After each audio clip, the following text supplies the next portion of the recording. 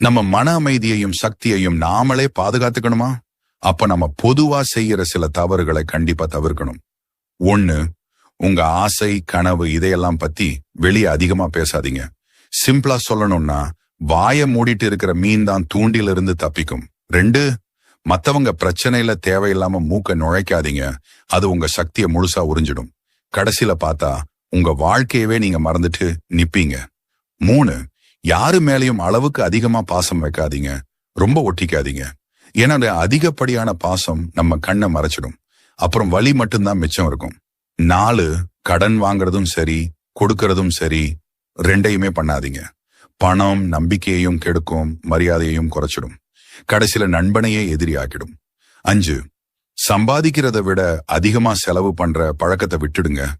6, முட்டாள்தனமா பேசுறவங்க கூட விவாதம் பண்ணாதீங்க. உங்க சக்தியை வீணாக்காதீங்க.